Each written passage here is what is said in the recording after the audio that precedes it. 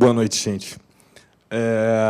Bom, quando eu recebi o convite aqui para falar nesse evento, perguntei, bom, qual tipo de coisa que seria interessante a gente falar, e me disseram que, bom, interessante seria entender qual a importância da FGV e da EBAP na sua carreira.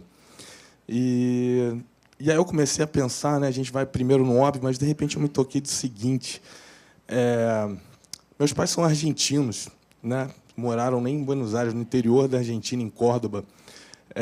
E, por acaso, um dia, meu pai foi fazer um curso aqui na FGV e acabou sendo convidado a ser professor da casa, na época na IAP. E eu nasci e sou carioca brasileiro por causa da FGV, então. Né? Então, para começar aí, tem alguma importância na minha vida, a FGV começa aí. Tive nesses corredores aqui, pequenininho, andando. Quando a IAP acabou, meu pai acabou passando para a EBAP. Então, aí já começou a EBAP ter alguma importância na minha vida também. E lá, quando eu comecei a minha carreira profissional, na verdade, eu ainda era estudante de engenharia na época, fui estagiário da FGV. Então, há alguns anos fui estagiário aqui, fiz algumas coisas do tipo... E tem gente que me culpa sobre isso até hoje, quando a comida não está muito boa. A contratação da primeiro restaurante terceirizado da FGV fui eu que fiz aqui embaixo, que era a Sapori. E, às vezes, quando a comida não está muito boa, o pessoal me liga e fala, pô, não esquece que isso foi há 20 anos atrás. Mas, normalmente, está bom. Eu fui lá checar e o atendimento estava bom, enfim, a nota que eles estavam recebendo estava legal. Então, 20 anos depois, se vocês estiverem comendo bem também, lembrem de mim, que eu tive participação nesse almoço de vocês. Depois de um tempo, obviamente, saí desse estágio da FGV, fui trabalhar com consultoria em supply chain. E aí,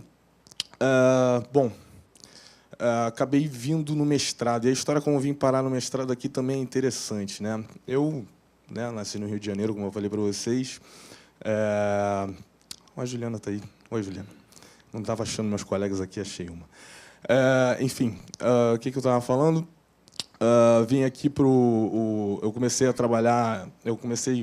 Nasci no Rio de Janeiro, estudei no Santo Inácio, depois entrei na FRJ, na Escola de Engenharia, então, academicamente, estava, né, um nível bastante bom. E, de repente, né, teve aquele momento da vida que a gente começa a repensar. Eu falei, pô, não quero ser engenheiro, tal, queria alguma coisa mais internacional. Fui fazer Relações Internacionais, e aí, como foi dado aqui na minha apresentação, fui estudar na Estácio. Estácio foi ótima para mim, tive professores maravilhosos, mas, vamos lá, a gente está aqui, somos todos ebapianos, a gente sabe que não é o nível que a gente está acostumado. E eu tinha essa coisa na minha carreira, né? Fui morar fora no Brasil, que eu fui expatriado, e, quando eu voltei, eu falei, bom, preciso corrigir esse momento da minha carreira, e entrei no mestrado aqui na EBAP, para manter esse alto nível acadêmico que a gente tinha. E uma das coisas assim que eu tomo de mais importante nesse curso, e nesse tempo que eu tive estudando aqui, foi interessante até o professor Paulo Mota falando do pioneirismo e de estar sempre criando coisas novas, é que não é exatamente as disciplinas e tudo mais, né? Os professores são todos fantásticos, as aulas são todas fantásticas, é tudo muito bom, e a gente é levado a um nível muito grande, mas eu acho que o mais importante, e é o que está aí, eu acho que nesse DNA da EBAP, é a questão de pensar o como fazer as coisas, né? Se você vai fazer um MBA, né, esse MBA como a gente tem em vários lugares, eles te ensinam lá até as melhores práticas e o que fazer, mas eu acho que quem está na EBAP está acostumado a criar as melhores práticas, né? Eu acho que isso que é o mais importante, manter sempre essa curiosidade desperta, né? Não é só saber que as melhores práticas estão aí, como é que a gente tem que fazer, como é que elas são, mas por que elas são assim? E será que elas sempre se adaptam ao que a gente faz? Isso faz a gente pensar bastante, né? Eu lembro quando eu entrei no Rio 2016, eu entrei em 2011, e aí tem um caso também especial sobre isso, que eu lembro que, quando o Rio foi eleito cidade-sede, eu estava almoçando com a Vera Correia, com o Roberto Pimenta, aqui no Salsalito, tinha vindo fazer uma visita a vocês, e aí escolheram lá Rio de Janeiro. Eu nem imaginava que eu ia estar participando disso, né? Deve ter sido 2010 isso. 2011, 2009, exatamente, perfeito.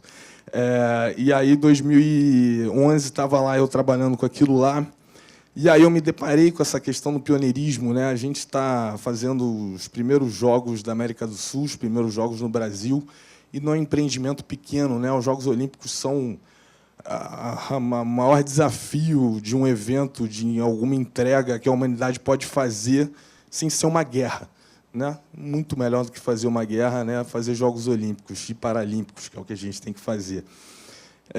E aí, se você for pegar um MBA de suprimentos, por exemplo, se ele for muito bom, ele vai te dizer assim, bom, se você está sentado nessa cadeira aí e tem que começar a fazer compras e contratos, primeiro você tem que ver o que você normalmente compra, ver o teu histórico, ver o que é mais estratégico, ver o que é mais importante, e começa a fazer o seu mapa, né, o seu plano do que você tem que fazer.